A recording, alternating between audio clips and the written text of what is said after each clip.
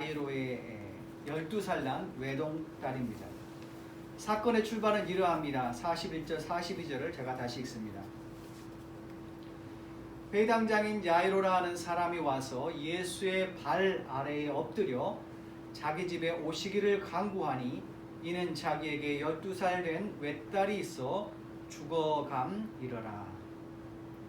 회당장 야이로, 그는 회당의 최고 책임자였습니다. 안식일에 성경을 낭독하고 그리고 기도하고 설교할 수 있는 그 사람을 지명하는 일 뿐만 아니라 회당의 건물과 가구, 두루마리 성경 등 관리의 총 책임자였습니다. 예수님 당시 각 회당에는 3명의 회당장이 있었다고 합니다. 여기서 언급된 회당은 가버나움 지역에 있었던 회당입니다. 가버나움은 갈릴리 호수의 북서쪽에 위치한 성읍으로서 로마 군대가 주둔하고 있었고 세관이 있었던 제법 큰 성읍이었습니다. 야이로는 너무나 다급하고 간절한 심정으로 예수께 달려왔습니다. 그리고 예수 앞에 무릎을 꿇고 엎드려 도움을 요청합니다. 내용인즉 12살 외동딸이 죽음의 문턱에서 사경을 헤매고 있는데 예수께서 자신의 집에 방문하여 그 딸을 살려주십사 요청한 것입니다. 회당장이 이처럼 예수께 요청한 이유가 있습니다. 그것은 이전에 예수께서 이 가버나움 지역에 오신 적이 있는데 그때 로마 장교 백부장의 종을 죽을 병에서 치료해 주셨기 때문입니다. 누가복음 7장 2절과 3절의 말씀을 제가 인용합니다. 어떤 백부장의 사랑하는 종이 병들어 죽게 되었더니 예수의 소문을 듣고 유대인의 장로 몇 사람을 예수께 보내어 오셔서 그 종을 구해 주시기를 청한지라. 여러분도 다 경험해 보셨겠지만 자식이 아프면 부모가 못할 일이 없습니다. 특히나 하나밖에 없는 딸이 아파서 죽게 되는데 무슨 말이 더 필요하겠습니까? 그가 회당장 높은 위치에 있는 사람이라 할지라도 예수의 발 앞에 엎드려 눈물로 호소했을 것입니다. 예수께서는 그의 요청을 듣고 함께 회당장으로 집으로 향합니다. 많은 사람이 동행했습니다. 42절부터의 말씀입니다. 예수께서 가실 때에 무리가 밀려들더라. 이에 12해를 혈류증으로 앓는 중에 아무에게도 고침을 받지 못하던 여자가 예수의 뒤로 와서 그의 옷가에 손을 대니 혈류증이 즉시 그쳤더라. 또 한 사람이 이곳에서 등장합니다. 그것은 혈류증이라는 병에 걸린 여인이었습니다.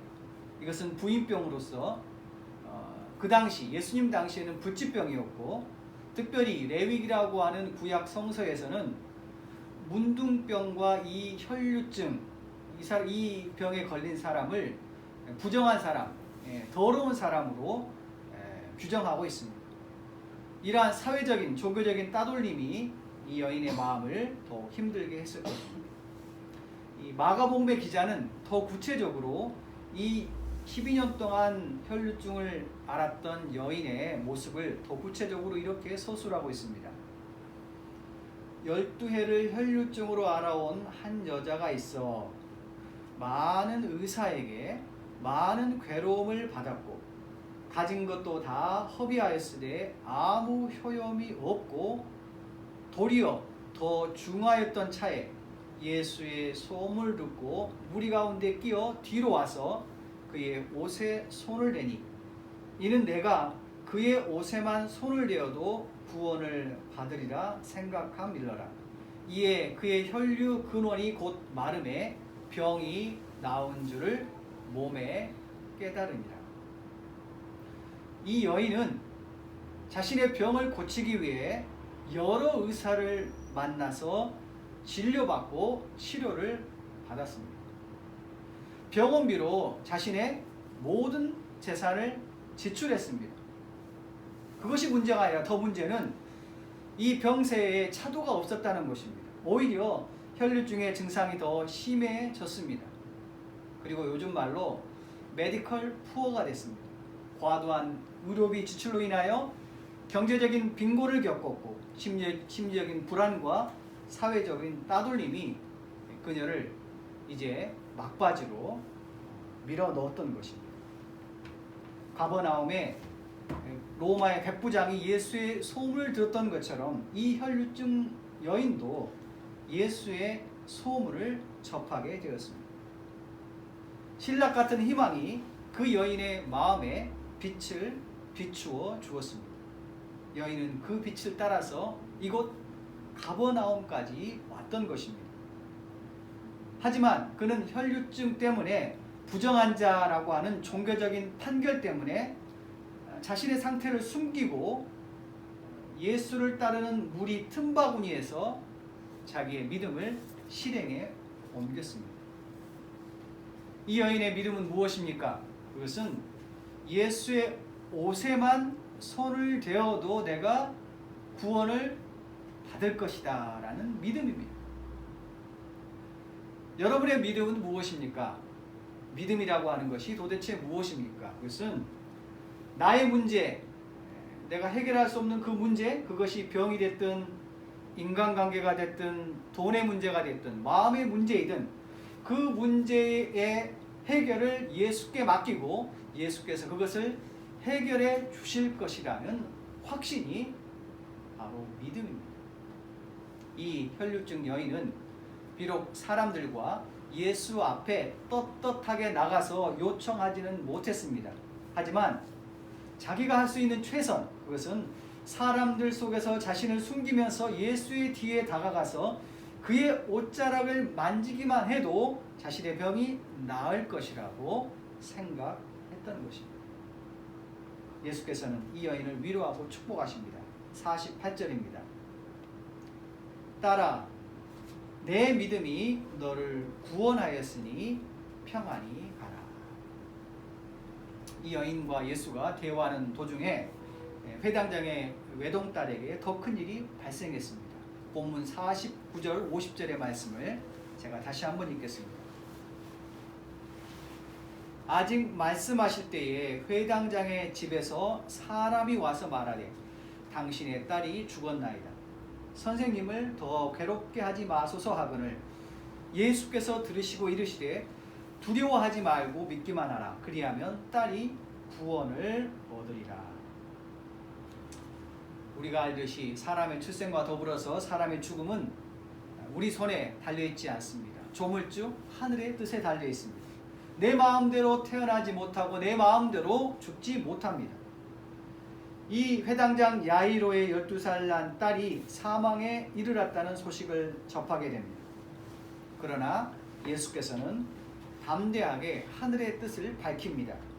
두려워하지 말고 믿기만 하라. 그리하면 딸이 구원을 얻으리라. 예수께서 오늘 본문 이전에 나인성이라고 하는 성읍에 간 적이 있습니다. 그때 예수께서는 과부의 외아들 그의 장례 행렬을 보신 적이 있습니다. 누가복음 7장 13절 이하입니다. 주께서 과부를 보시고 불쌍히 여기사 울지 말라 하시고 가까이 가서 그 관에 손을 대시니 맨 자들이 서는지라. 예수께서 이르시되 청년아 내가 내게 말하노니 일어나라 하시매 죽었던 자가 일어나 앉고 말도 하거늘 예수께서 그를 어머니에게 주시니라. 예수께서는 과부를 불쌍히 여기셨고 그녀에게 하나뿐인 아들을 살려주신 것처럼 하늘의 아버지 하나님께서는 회당장 야이로의 12살 난 딸에게 새로운 생명을 허락하시려고 했던 것입니다. 예수께서는 그러한 하나님 아버지의 사랑을 실천했습니다. 본문 54절 55절입니다. 예수께서 아이의 손을 잡고 불러 이르시되 아이야 일어나라 하시니 그 영이 돌아와 아이가 곧 일어나니라. 아멘. 설교 말씀을 정리합니다.